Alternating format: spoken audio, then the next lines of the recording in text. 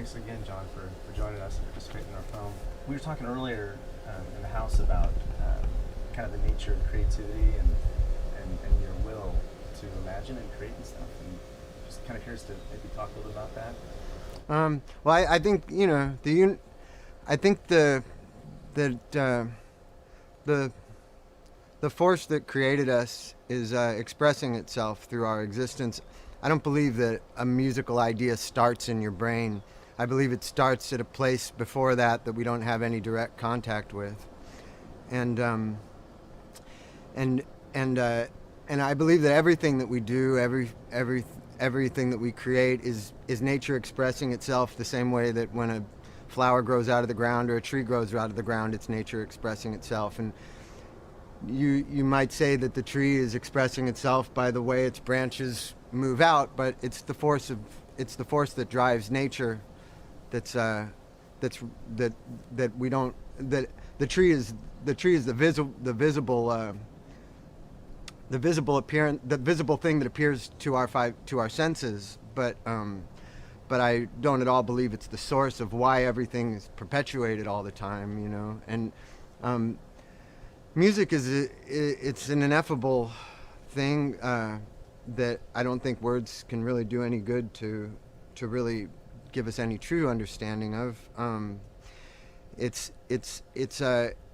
We are able to make contact with that current, or that the creative force of the universe, or the source, or God, or whatever you want to call it.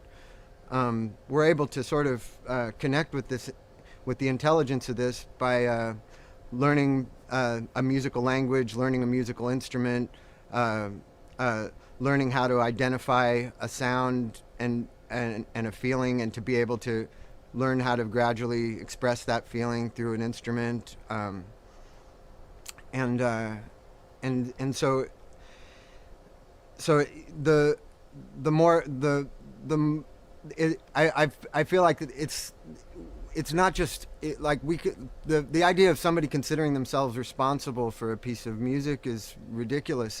We're only acting into the laws of nature that have given us the possibilities that we're exploring with the intelligence that we've been given. You have something like the frequency spectrum from low to high. That's what we're working with. That's here whether we're here or not. It exists as part of the structure of physical reality, and our brains are learning to interact with it through learning an instrument, or through using our voice in a certain way. But the possibilities are presented in this kind of invisible, silent way. They're just there, Sound, the laws of acoustics are what they are. The frequency spectrum is what it is. The 12 note to the octave scale was just something waiting to be discovered, but which was already a mathematical possibility before what's his name? Can't remember his name. Pythagoras thought of it, and so it's. I just believe these things. Bob Moog said it in that documentary of your guys. It's not so much that he was inventing something as much as it was there waiting to be invented, and it was just up to somebody to discover it. And it's that way with any piece of music. I think it's been the big lie that's been perpetuated ever since the star-making machine of Hollywood started.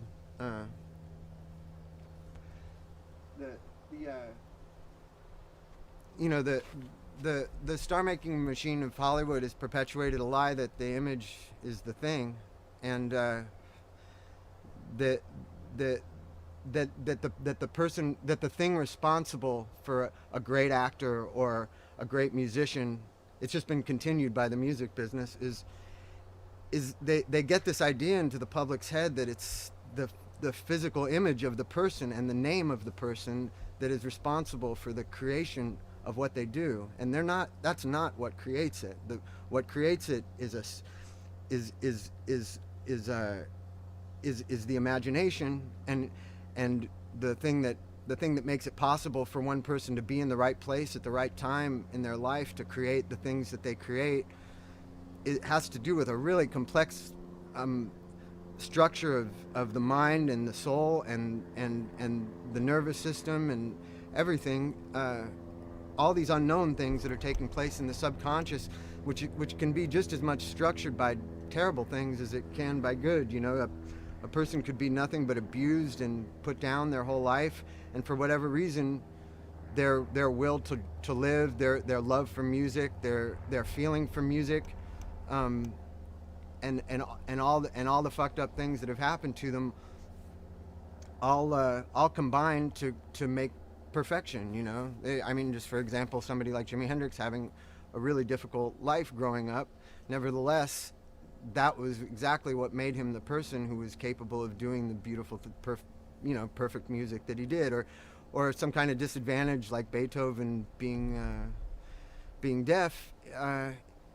Things that appear to be disadvantages somehow in the complex network of the universe's intelligence end up working towards making this perfection. I really don't believe that somebody would do it with some kind of a perfect life. And this is just all stuff, it can't be explained. Nobody understands how, why it is that results in it. But it's not because Jimi Hendrix looked the way he looked. It's not because Jimi Hendrix danced the way he danced, or because his name was fucking Jimi Hendrix. You know, it's like these things are just meaningless. Yet the way the business has used these media tools has perpetuated this idea that what's important is that he's the greatest guitarist ever, and he's Jimi Hendrix, and there's his picture, that's him. And it's like, the only real picture of him is his music. You know, the only thing that we should be like putting up on a pedestal is the works of somebody's imagination, and the imagination itself should be catered to by the people whose responsibility it is to take music, to take somebody's music from them to an audience. You know, it's the real star of the whole thing. I don't believe that the human being is the star, and I don't believe their name is the star. I think it's their imagination that's the star. And just because it's something you can't package, just because it's something you can't take a picture of, just because it's something you can't measure by it's number one, or it's sold this amount, or this many people love it, or this many people come to see it, there's no way to quantify the imagination, and there's no way to sell it directly. That's all it is. I think when I first started, I was really thinking of it as being me that was now expected after years of holing up in my bedroom practicing all the time. I thought it was me that it was now expected to be good on command, you know. I joined a band that was at the time my favorite band, and so it wasn't like the same kind of musical development that a person can have by just sort of following their intuition and following the course of their interests and their imagination, and eventually stumbling upon something that they really feel like is what they're here to do. In my case, like, I joined a band and basically like was under a tremendous amount of pressure to be liked, to be good, you know, and I gradually realized that all those kind of concerns really disrupt creative thought and really stifle it, you know. So the more I got out of the way, the more I stopped believing that it was me that was doing it, but the more I started just allowing the force that was making me feel what I feel to be the thing that was carrying the whole thing and running the whole thing. I just found that music was there. It wasn't something that had to be forced. It wasn't something that I needed to put myself under any pressure to do. I just felt like it was just something that was happening, you know. And so I you know, unfortunately, I was already so off balance from being putting myself under so much pressure for a couple of years that by the time I was doing that, I didn't really understand why I was feeling what I was feeling. I probably couldn't articulate it as well back then as I can now. I ended up just having this real distinct feeling that that the image wasn't the thing, and that it wasn't the people that were responsible for doing this, and somehow that by being a part of the world that I was in at that time, I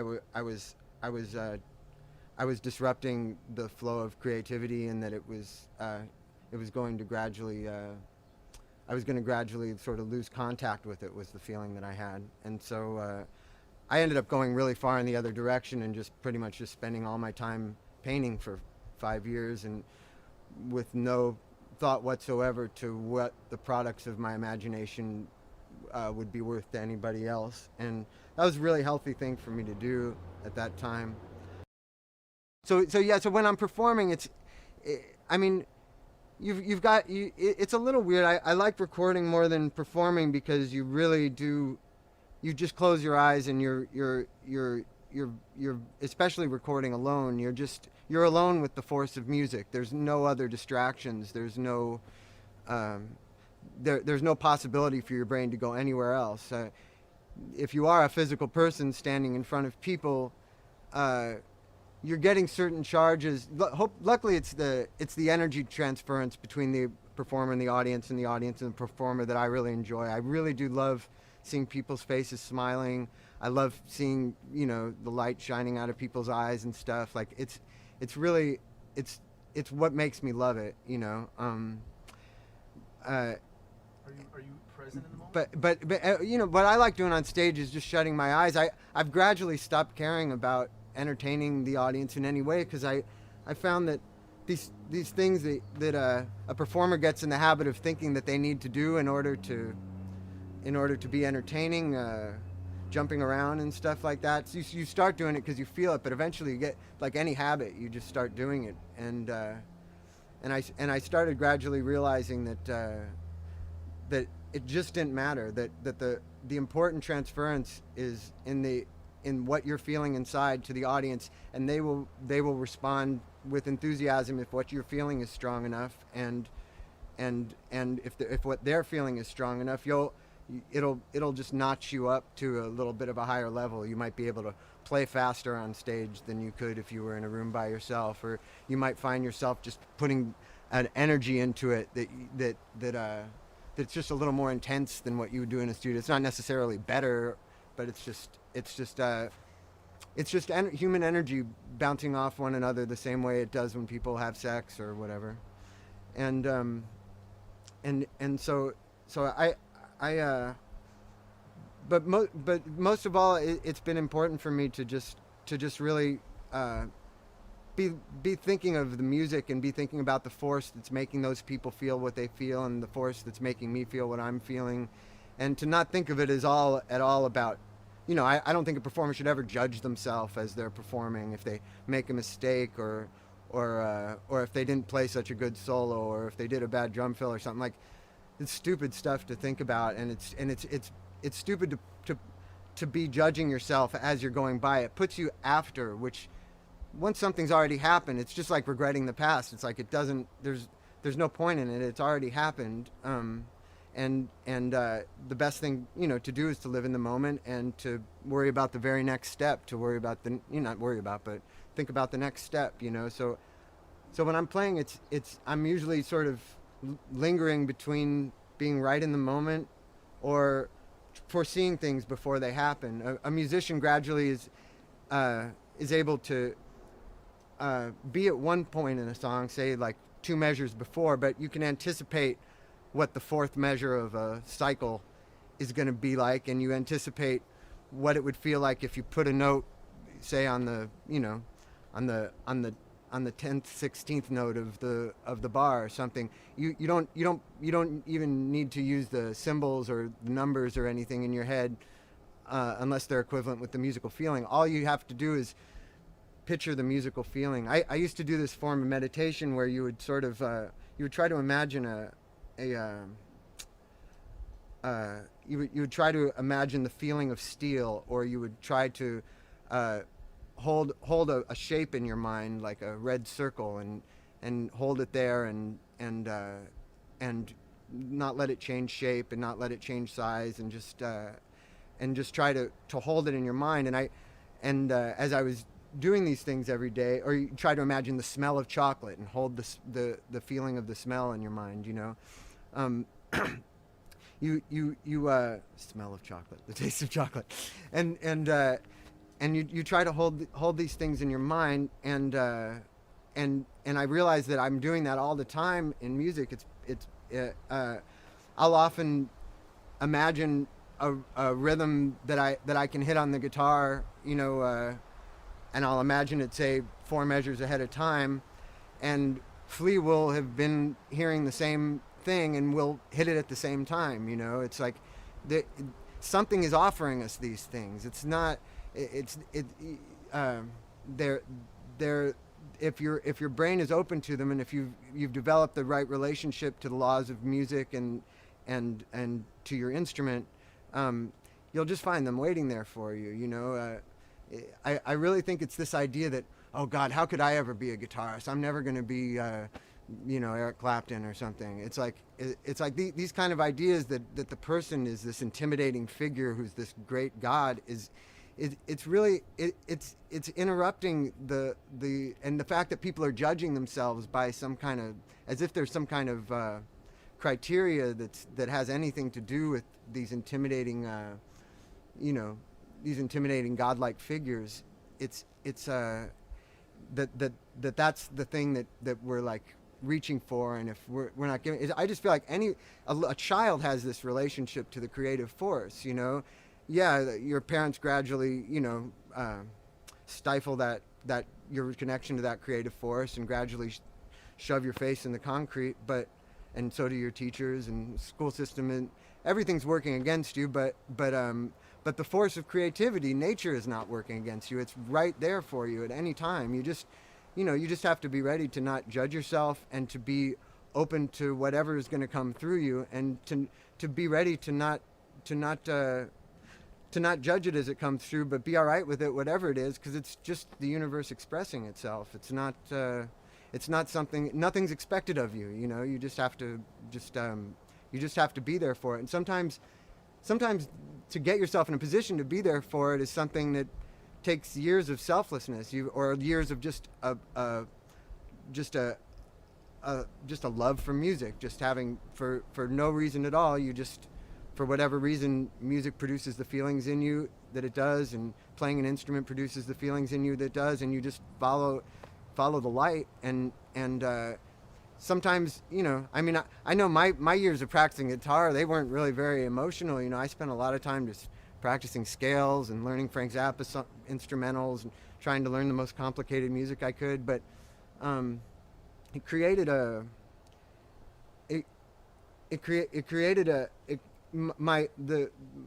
the way my intelligence was able to relate to and connect with the nature of music and the feelings that music brings about in me, ended up making me able to just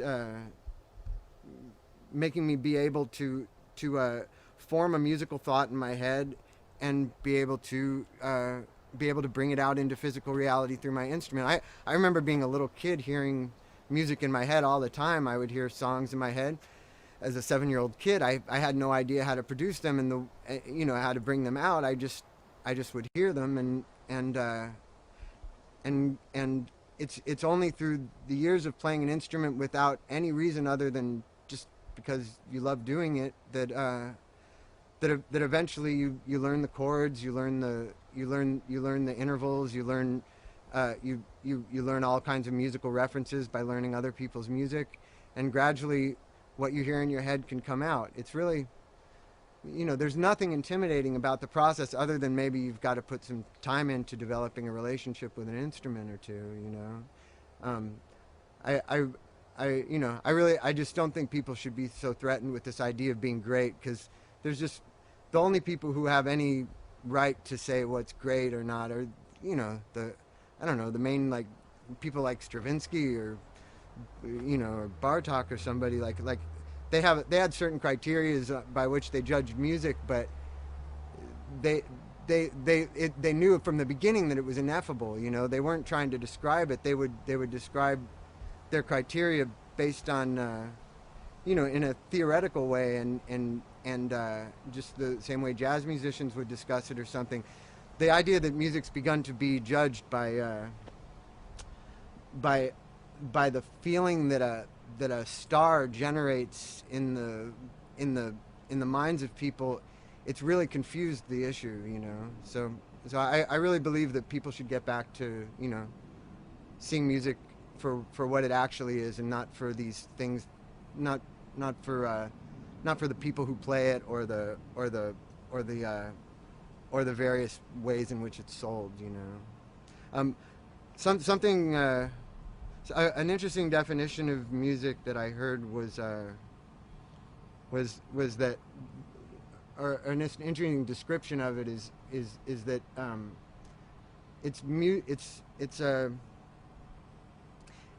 it's sound, it's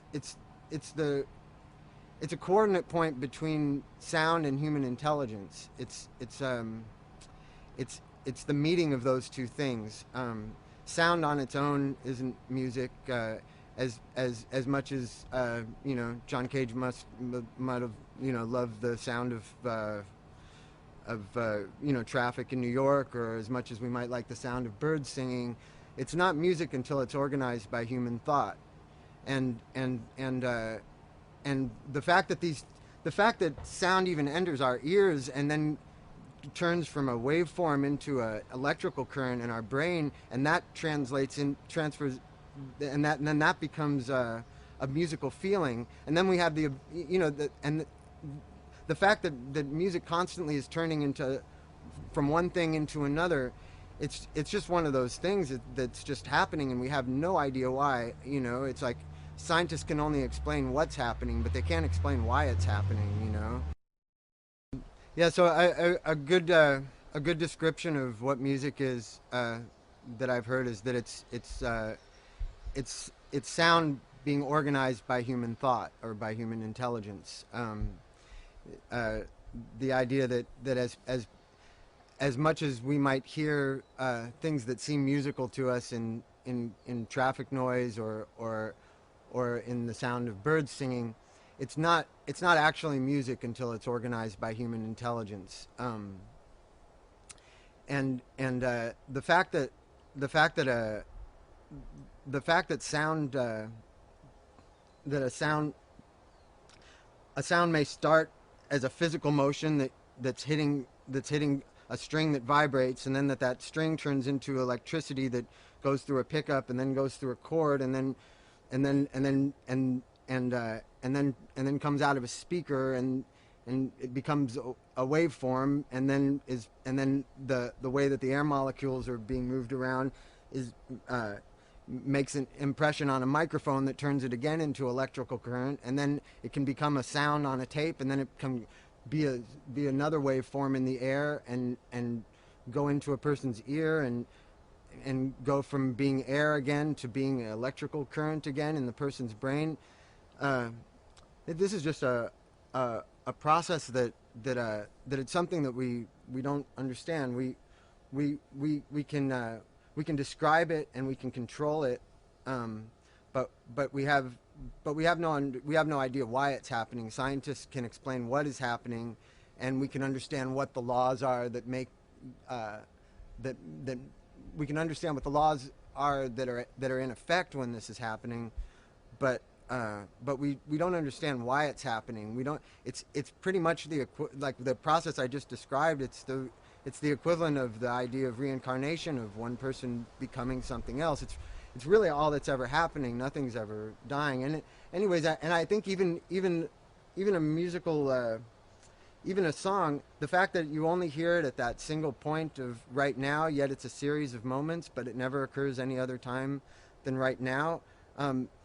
Each moment in a song is sort of dying and becoming something else as the whole thing's going along. It's basically just that idea of reincarnation, just moving through the course of a 4-minute song or whatever. one section turns into another section, and then goes back into being another section, and gradually builds and grows, and you know, why all this is possible, why reality isn't like dreams where things just all of a sudden you're in one place, and then for no apparent reason and by having nothing to do with your own will, you're somewhere else.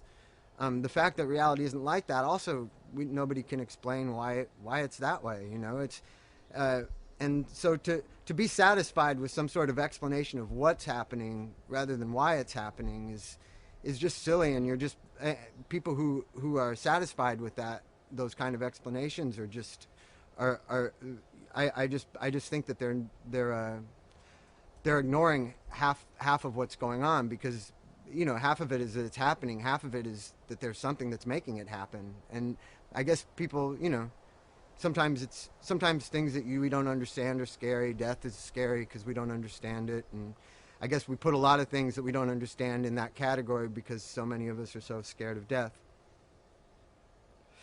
But you know, it's this process that we're sort of living into,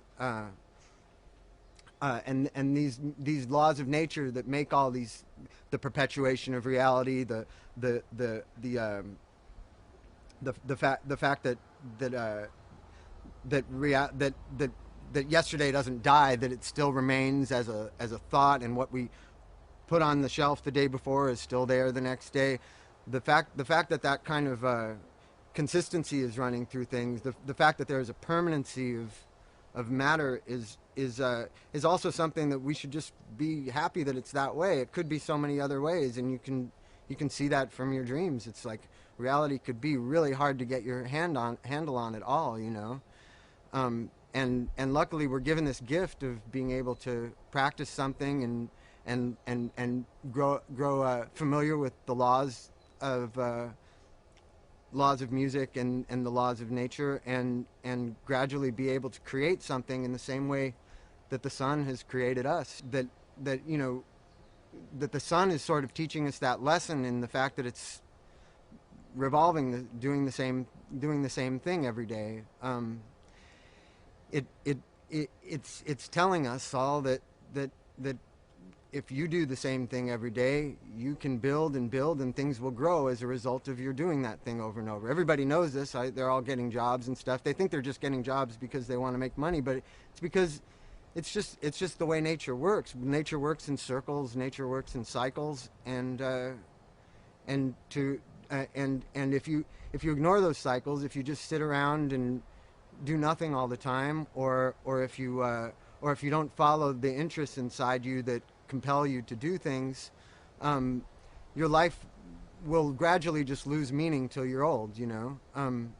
Or if you do something that it's not your will to do, your life will also lose meaning till you're old. But the more you explore the fact that by consistently reading, or by consistently practicing an instrument, or by consistently studying the laws of science, you will gradually grow in a way that's inward, that can't always be measured, but will always create fulfillment inside you, and will always give you a fascination for where you are and what you are and why you're here. And I believe that by doing that, a person in old age it can be a privilege. It can be a way of going more and more from worrying about the outer presentation of what you are, and being concerned with what you are on the outside, and you can gradually enrich what you are on the inside. And I think any music of any worth has been done by people who are very interested in the internal process of their soul and their mind that's taking place while they're writing music, their emotions.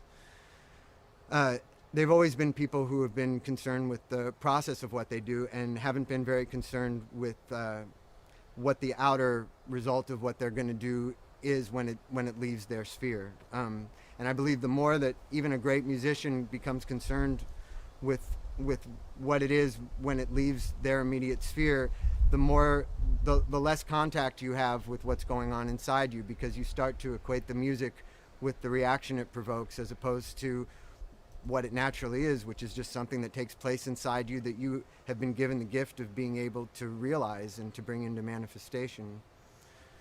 And I really, I guess, I've always felt strongly on just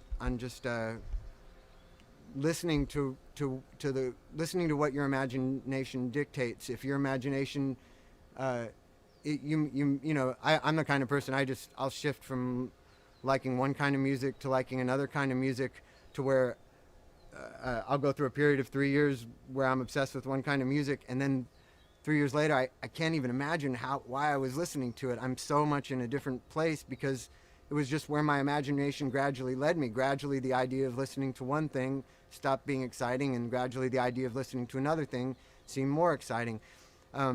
And it's because I'm judging music based on its quality, and obviously, if a person was judging music based on how popular it was or something, you would tend to focus your interests around things that were popular, and you would tend to make sure that all your musical efforts were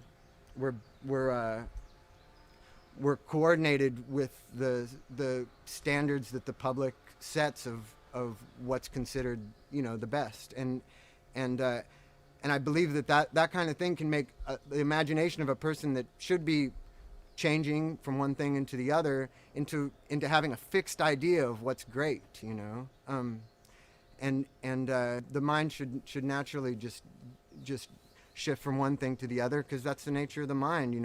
It jumps from one thought to the other all the time. We have no control over that, but it can. I'm not going to go into that, but it's the nature of everything in reality to change from one thing into another, and our minds are doing it all the time, and there's no reason that a person shouldn't completely shift their interests from one musical form to another, or shift their idea of what the idea of a great guitarist is, or what the idea of what music should do is. It's all really natural, and to let the ideas of what society tells you, this is a great guitarist, he's number one, nobody's better than him. It's just what that ends up doing is just putting a fixed idea about something that people should never have a fixed idea about. You might, I'll go through phases where I'm studying completely, guitar players who really weren't very well practiced, but and didn't have a lot of technique or anything, but their ideas were so strong, and the emotion that they put into what they do was so strong, and they were so unique and original that they, for that period of time, seemed better than somebody like Jeff Beck or Jimi Hendrix, or people who I also consider to be, the greatest. It's just but I can't see someone like Bernard Sumner from Joy Division as being any less than what Jimi Hendrix was. In my eyes, they're the same thing, and depending on my mood or depending on the time in my life, I'll see one as being extremely relevant to my life, and I'll see another one as having no relevance, and then it'll turn around the other way again. I'm really happy that's the way that the brain works, and that's the nature of music, is that I don't really think I think only the individual can say for themselves what's good and what's worthwhile. It's these ideas that are perpetuated, where that trick us into thinking that there's some sort of a criteria for these things is ridiculous. It's only what makes you feel what you feel, and only that, So sometimes you got to clear your head a little bit and get away from caring about what your friends think is cool or whatever, to really listening to your subconscious and listening to your own real feelings, and deciding for yourself, what feels right to you. I said I hated music that I didn't hate. I just hated the kids who I associated it with, So when things like Depeche Mode and stuff came out, I didn't think I liked it, and Duran Duran and stuff like that, and I knew in the back of my head that I did like the sound of it, but at the time that it came out, there was no way that I was going to make any sort of that I was even going to admit to myself that I liked it because I was concerned about the outer appearance of what that would mean if I liked it or something, or creating some kind of a fixed identity of me as the guy who really, you know, into the music I was into, which obviously I was also really, I was much more into than I would have been then anyways, but you know, with whatever things like King Crimson and Genesis and Yes and stuff like that, that was where what I was what I really related to the most, and what I felt like gave me identity. But gradually, when I did start to get into things like Depeche Mode and Duran Duran, I was like, you know, I remember liking this when I heard it. I just didn't admit it to myself. You know, would have been one thing to keep it secret from other people. That's its own issue. But to not even let myself know it. I remember recording a Depeche Mode song on the radio, and then when I realized it was them, I stopped recording it. And you know, and it was you know, I loved the sound of it, and that should have been all I was going by. You know, I shouldn't have been concerned about, oh, these people like it who I don't like, or something like that. You know, it's like, it's a silly way to think, and I guess I have the reverse of it. Most people like things because other people like them, and I think either way you're doing yourself an injustice, because you like everything you like for a reason. If something sounds good to you, it sounds that way for a reason, and even if you don't understand something right away, sometimes if there's some little part of your brain that says there's something healthy here, or there's something interesting here, sometimes it's important also to do that. I did that, you know, with jazz and stuff. Like, it didn't, I guess I grew up around classical music, so I didn't have an ear for jazz the way some people do when they're young, but I knew that there was something there for me, and so I learned things on my guitar and gradually developed the receptors in my brain, the emotional receptors in my brain that relate to the types of feelings and sounds and chords and melodies that are in that kind of music. And you know, there's so much, there's been so many forces working against people to come up with a fixed idea of what they like, that sometimes you kind of have to train yourself to figure out what you actually like, because it turns out I really love jazz and it really means a lot to me, but those doors hadn't been opened up in my head, or like I said, just those receptors hadn't needed to be woken up, you know. So I really just think it's important to pay attention to the nature of the way that the brain relates to music, and to listen to every little thing it dictates in terms of how you can get more, to every little thing it dictates in terms of how you can get more from all the wealth of beautiful music that there is in the world. There's an incredible amount of great music. It's unbelievable that so much has resulted from us. I mean, there's as much as there is food growing out of the ground and plants growing out of the ground. It's, you know, it's there if you gravitate towards it, and if you put the energy into it. I think it's really unwise to just, you know, buy whatever the thing is that's pushed down your throat next. You know, it's like, it's important to look for things and to find things yourself. You'll find that something is guiding you towards the things that you need to be listening to. The more you do it, the more in touch with that force you'll be. You know, nature wants you to look at its beautiful fruits and eat its beautiful fruits, and eat its vegetables and look at its trees and feel its wind. And nature wants you to listen to the music that it's resulted in.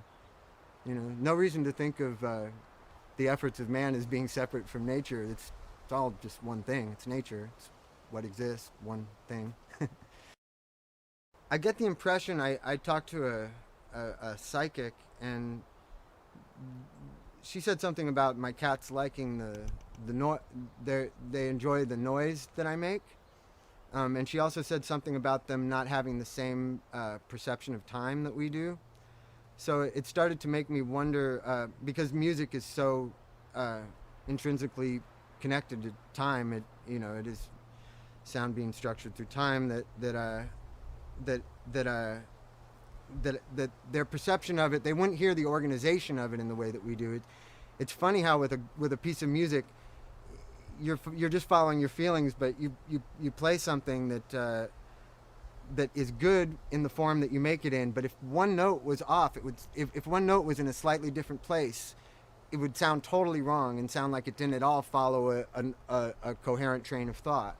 Um, it's real specific why one note sounds good following the next. And again, it's something you just gradually learn by following your intuition. It's not something that can be directly, or at least it's never been directly explained, but or understood. But but it has to do just with the setup of our brain. We perceive time in the way that we perceive it because of the setup of our brains and our sensory apparatus and and and uh, and our nervous system. It's not so much that time's definitively going at that rate. It's totally possible for another species to be experiencing everything at a completely different rate. Seems to me like flies must experience it at a drastically different rate. They're way too on top of it for having such small brains. Um, and and uh, and so I figure that cats are probably hearing time speeding up and slowing down or something all the time, and that what we hear as being musical organization and a coherent train of thought just doesn't sound like a coherent train of thought to them. But at the same time, they seem to respond to the music. My cats love it when I listen to music with them more than anything, you know. But I believe that that it's because they feel the feelings that you're feeling when you're listening to it. You know, I believe there's that cats that cats hear they feel what you're feeling, and they're from what I'm told, their thoughts are they think more in pictures, and they don't think in words, and you can transfer the pictures in your mind to your animal, and so I think that they must be feeling what I'm feeling, just in the same way that, again, you know, with sex, it's like when both people are gradually causing each other to feel the same thing as one another. And when people come to a show, by the power of the music, the audience is generally all feeling more or less the same thing, you know, altered a bit by one person's personality or one person's capacity to feel to another's, but basically they're all feeling what each other's feeling. And I think that's what's taking place when you know, when an animal owner really loves their animal and their dog comes running when they hear them playing the piano. I think they really like hearing them play the piano because it's when their family member is feeling, you know, is feeling what they're feeling, and they like being in a room with that energetic current flowing through it. So yeah, I think they hear the sound, but I don't think they experience it the same way that we do. But I think they still experience it, and the end result is still the same feeling, most likely, you know. At least that's the way I've put it together. One of the most beautiful things that I think about live music is the fact that for the period of time that those people are in the place, assuming that all the people came there because they love, because the music generates the feelings in them that the music dictates. They're all generally feeling the same thing. They're all basically feeling good at the same time. They've all put all their thoughts about their everyday life out of their head, all their worries. They're just not on their mind. The power of music has joined all their consciousnesses into one thing. You know, they're literally functioning as one organism. You know, and they're all feeling more or less the same thing. And you know, it's no different than you know, when people are you know, when people have sex and they gradually cause each other to feel what the other one is feeling. And you know, in any event, it's at a sporting event, it's the same thing. Everybody is connected to the things that are taking place, and the emotions that it arouses in them, and it unites people in a way that in their everyday lives it's it's a part of the tragedy of existence. We're all alone in here. There's no escape from that. You're inside your body whether you like it or not, and so to be able to feel that what's in you is in everybody around you, I think is your ability to experience the real truth of what's really going on, that it's all one thing.